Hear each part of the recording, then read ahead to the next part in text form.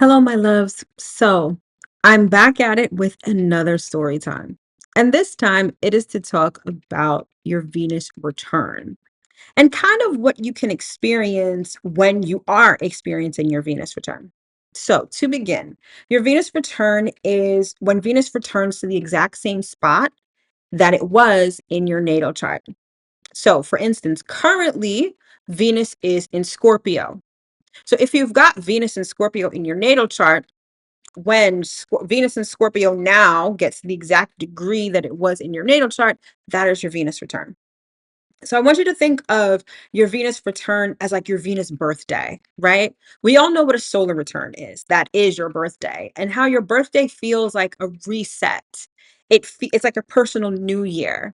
You get that with pretty much, well, not every planet, but the personal planets, we all get that with the personal planets.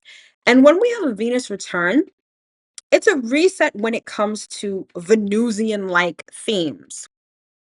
So that's money and relationships, right? Just generally speaking. So issues related to money and relationships likely are very prominent when you experience your Venus return. Now, the point of this story time is to demonstrate a very particular point. While your Venus return speaks to general relationship issues, the issues that you're going to experience at your Venus return depend on the condition of Venus in your natal chart. So, what do I mean by that?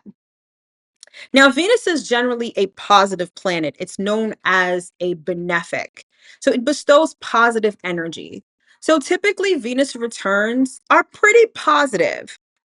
So, for instance, especially if you have Venus in an optimal placement, like you've got Venus in Taurus or Venus in Libra, right? Her home signs. Your Venus returns are going to be filled perhaps with positivity. It's not guaranteed, but positive, it's like you get positivity upon positivity. But what happens when your Venus is not so well placed in your natal chart? Like if your Venus is in Aries or if your Venus is in Scorpio. What is your Venus return like? Well, I'll tell you. Or I'll give you an example of what you can expect or what could happen when you have a Venus return. So, I have Venus in Scorpio, and so I literally just had my Venus return earlier this month. I believe it was on November 7th. Now, here's the thing. Because I planned ahead, I knew I was having my Venus return, and November 7th happened to be on a Friday, which is Venus Day. So I was like, oh my gosh, I'm going to make the best of this day. I'm going to do some Venusian like things. Like I had a whole day planned where I had an eye doctor appointment, and then I was going to do some shopping, then a nice little solo date lunch, and then I was meeting someone for dinner and drinks. I was like, oh, today is going to be perfect. It's my Venus return. I'm looking good, all this, that. Now, I've got Venus in Scorpio.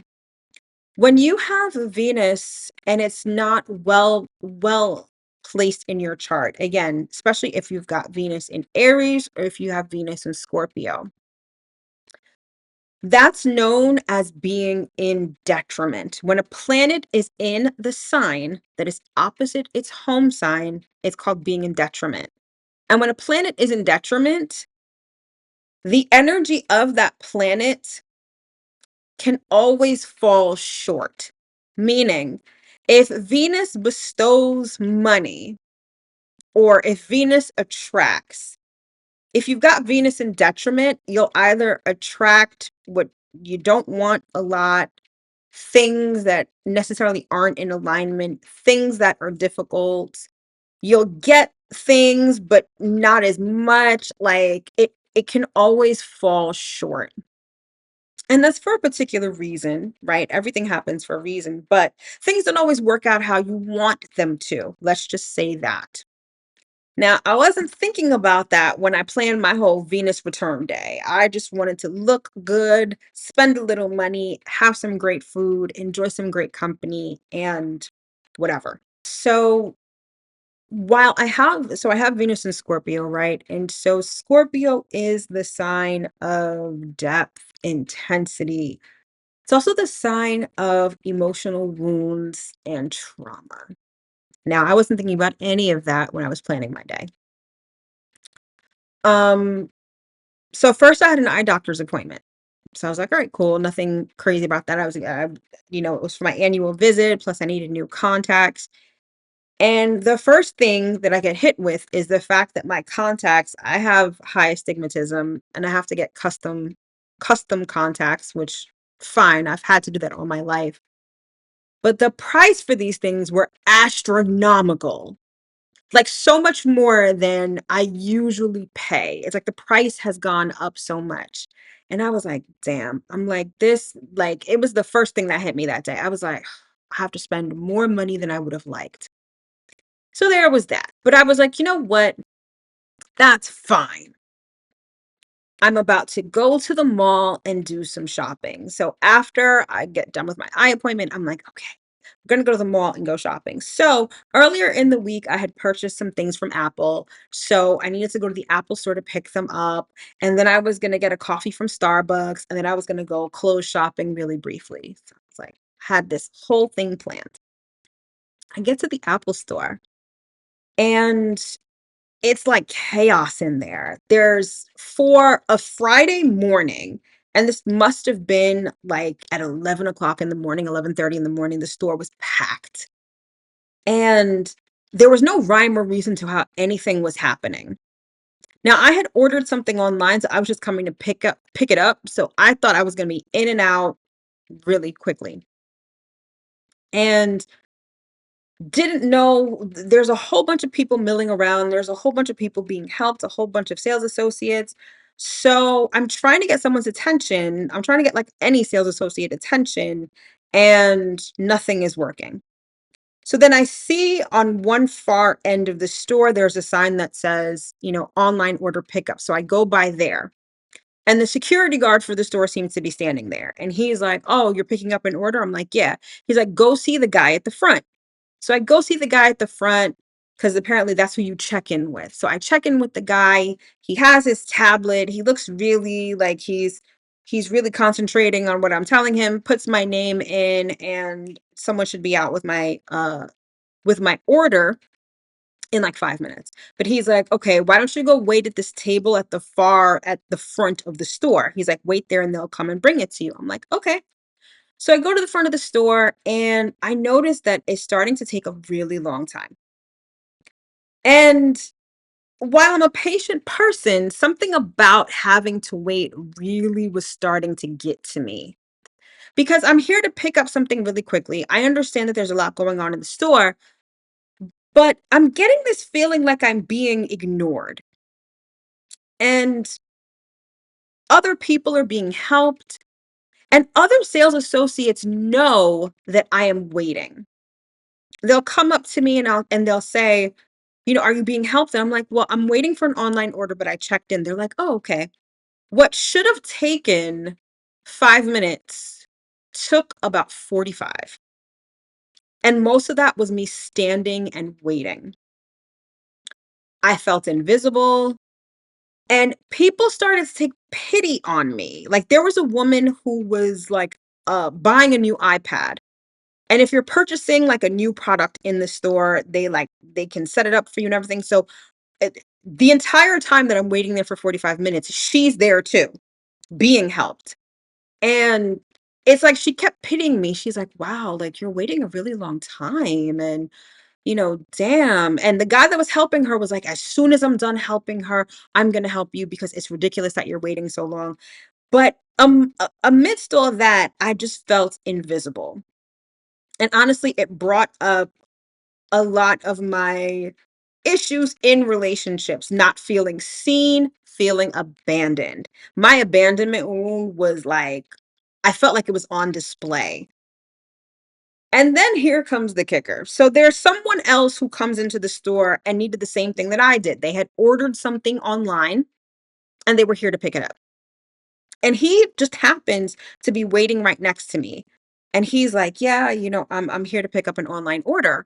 And I said, "Oh, yeah, they told me to check in with the guy at the front." So here I am trying to help him. I'm like, "Yeah, go check in with the guy at the front." And he's like, yeah, I I don't know. I don't know if I'm gonna do that. And he just looked at me like, why are you helping me? And I'm just like, well, why were you talking to me to begin with to let me know that you were here to pick up an online order? So I gave him this information or this advice, I should say, that he didn't take. And funny enough, a sales associate came right up to him. He said he had an online order. Within 2 minutes, he had his order and he was out. Now, because I had checked in with the guy in the front earlier, it's like they knew I was here to pick up an online order. So all the sales associates who were around me, not only were they helping other people, but they knew that someone was going to be coming from the back with my order any minute now. And I was getting pissed. I was getting so pissed because I'm like, not only should this not have taken long, but it made me feel like I wasn't important. Everyone else is being helped, everyone else is getting what they need, and I'm not. And it brought up a wound. And then I was like, damn, if this isn't Venus and Scorpio, I don't know what the fuck is. So I was so hurt. I was so hurt. And I'm like, I should not be hurt over just having to pick up an online order at the Apple store. And then finally, one of the sales associates who had been telling me all this time, "Oh, I'll be right with you. I'll be right with you." Finally, he finished helping the person that he was with, and he finally was able to get my online order and bring it out to me. But what should have taken 5 minutes, like the other guy who came in and got his online order, ended up taking 45. And I felt embarrassed because I'm like, I'm standing here. Everyone else is getting help, but I'm not. And then everyone's taking pity on me, but nothing is happening. And I'm like, that was very emblematic of a lot of the wounds I experienced in relationships. So I was like, whatever. And then once I got my online order, I couldn't have left the mall faster. I didn't go shopping. I didn't get my coffee. I I was like, I cannot get out of here. I just want to get the fuck out of here because I was so triggered. And I was like, damn you, Venus and Scorpio. This shit fucking sucks. So then the other issue I had was that I had recently purchased a camera and I purchased it from Best Buy. And turns out I completely overpaid for this camera via Best Buy because I purchased the camera in mid-October. And by the end of October, the price on that camera at Best Buy was about $300 less. So I called Best Buy and I'm trying to get a price match. And the day that I called was the 15th or the 16th. It was the 15th day after the purchase. And they wouldn't honor the price match because it was outside of the 14-day price match window. So I was incensed. I was on the phone with customer service for days. And about 2 days before my Venus return, I finally talked to someone in customer service and they said, "Oh, I understand. We'll give you the price match and you'll get an email that says, okay, we've refunded, the difference between what you paid and what the price is now." I was like, cool. The day before my Venus return, I get an email saying that they weren't going to honor the price match. So I was already pissed. Now, Best Buy was right by the mall. So I said, let me go to the mall. Let me go to Best Buy and see if I can handle this in store. Because nowadays, when you call customer service, if you even get a real person, you're lucky. And oftentimes you kind of just need to do things in person.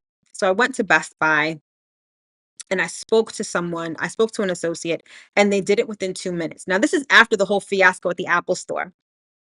But what really struck me was I explained to them what had happened with customer service and how I'd been dealing with this issue for like a week now, and how I thought it wasn't fair because, I understand policy and I know I was at the 15 days, but if you value my business, you would have honored that price match.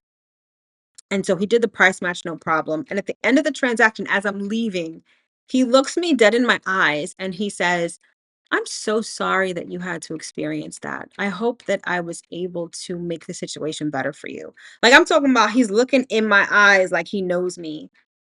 And I was like, wow, that was really all I needed. I needed the acknowledgement. I needed that, especially after feeling like I hadn't been seen with the whole fiasco in the Apple store and having to wait for 45 minutes to someone for someone to actually acknowledge me in that way, despite the fact that this is consumerism and this is all about purchases that I've made. It reminded me of how my Venus is in Scorpio, and so it'll bring up those wounds, aka everything that happened at the Apple store.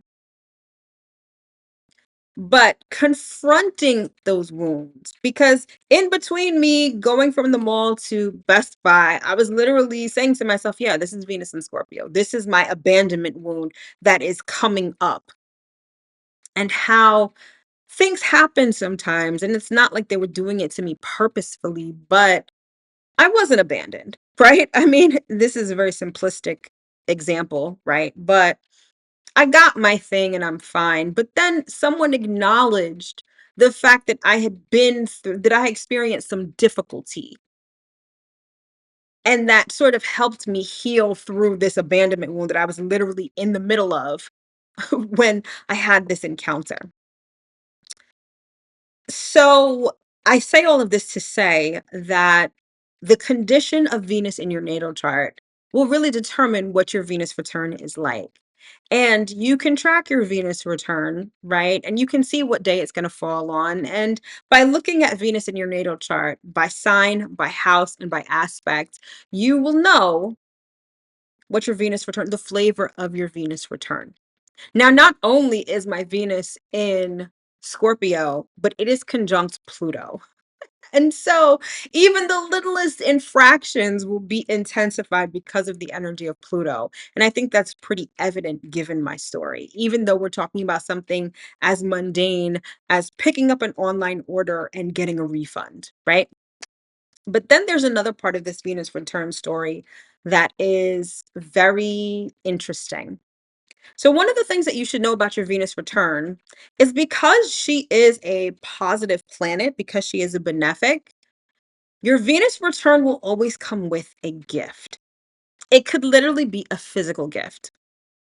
And this Venus return, for me, was no exception. And I'm not talking about the online order or anything, but I got a physical gift. So, um, as you are well aware, or maybe you're not aware if this is your first video finding me, this is part of a 30-day series, right? This is the Love and Astrology series that I started on November 1st. But in October, I did a Money and Astrology series, which was 31 videos. It was the first time I ever did something like that. These series, they take a lot of preparation, they take a lot of energy. And I was just proud that I was able to do that. But I found that there were people who were like, I'm taking notes, people were really engaging with the comments, like it was great. And I had a client of mine. Now, this is someone who has gotten readings from me. She was watching every single video. Shout out to her. She knows who she is. She was watching every video. She was taking notes, engaging. It was great. And so by the end of the series, she emails me and she's like, "Hey, Mel, I'm so thankful for this series. What is your address? I want to send you something." So I give her my address and I want to show this to you, so hold on. So I give her my address and she proceeds to send me a tracking number. And I'm like, all right, cool. Didn't think anything of it. And then on the day of my Venus return, a package arrives at my door. And I'm like, okay, this is it. But after the whole day I had with my Venus return, with everything happening, I didn't get a chance to open the package until a couple of days later. And it so happens that this is what she sent me. And I got it framed. It is a series of uncut $2 bills.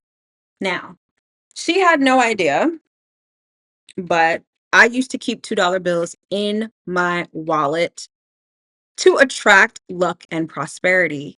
And she said because of the series, she decided to send me these. Now, these are real, these are from the US Mint, and it's 16 of them from an uncut roll. And I'm not going to get into the specifics, but this is very symbolic for me. And she had no idea. And again, you know who you are, and I can't thank you enough. These are very symbolic for me because of the numerology, because of what it represents, because of when it was sent to me. And so I got it professionally framed because it was just such a thoughtful gift. And it was essentially one of the best gifts I've ever received. And the fact that it came on my Venus return is evidence that when Venus returns, she always comes with a gift, even if the day itself is difficult, or even if you have to confront difficult issues. Venus will always leave you with something valuable and something sweet. So I want you to remember that when you have your Venus return. So let me know in the comments, where is Venus in your chart? Have you experienced a Venus return recently? And if you have, what was your Venus return like? Like if you can remember the day or even anything that happened around that time, let me know in the comments. All right, my love. So I hope that this little story time helps you understand the nature of a Venus return and what it could be like, especially with the foolishness and fuckery that be happening in my life. But hopefully you enjoyed this story time and you enjoyed this video. All right, my loves. Thanks so much for tuning in, and I'll see you in the next one. Take care.